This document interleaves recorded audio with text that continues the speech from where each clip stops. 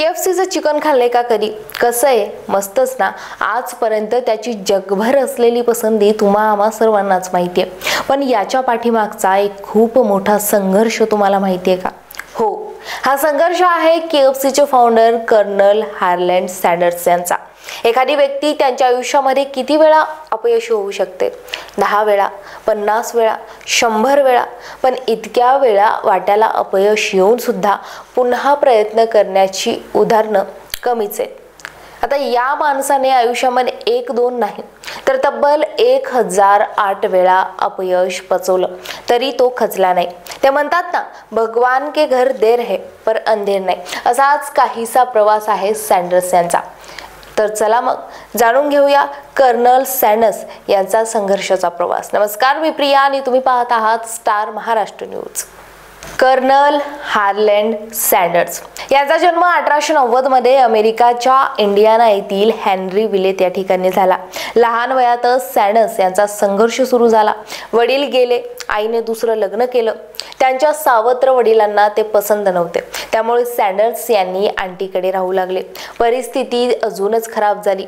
किशोर वयातच गरिबीच्या झळा लागू लागल्या.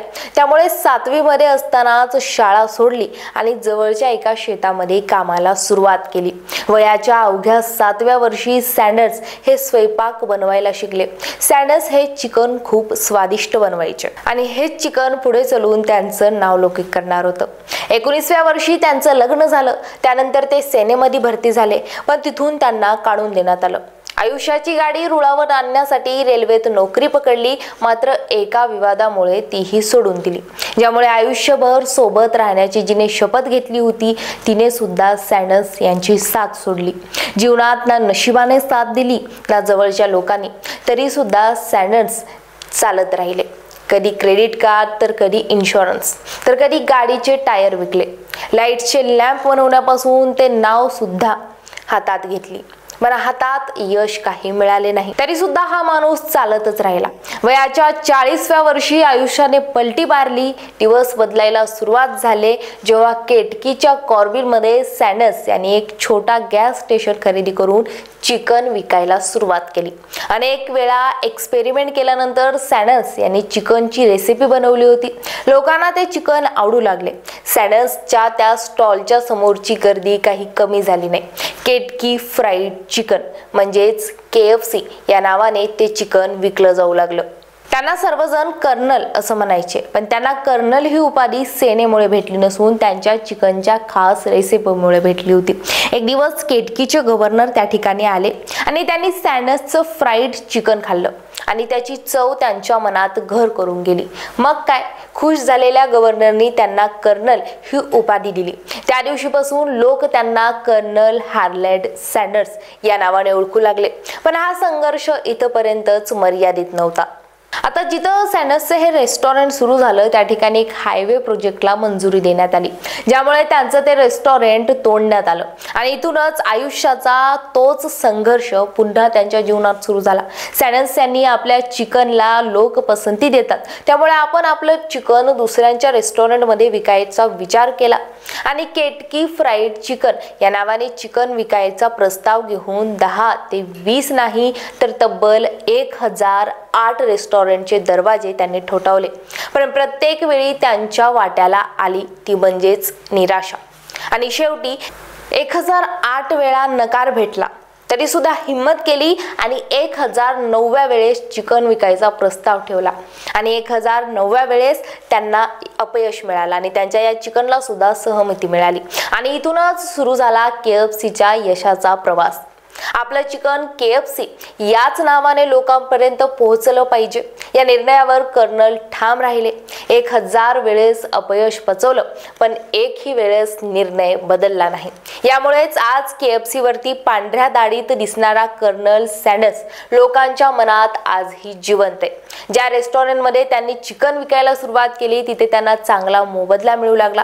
रेस्टॉरंटला घरून खास रेसिपीच्या मसाल्याचे पॅकेट सँडर्स रेस्टॉरंटला पाठवायचे, ज्यामुळे त्यांची ही रेसिपी गुप्त राहिली. सँडर्स यांनी वयाच्या कंपनीच्या 65व्या वर्षी KFCचं स्टार्टअप केलं आणि लोकांना चिकनची चांगली चवही मिळू लागली।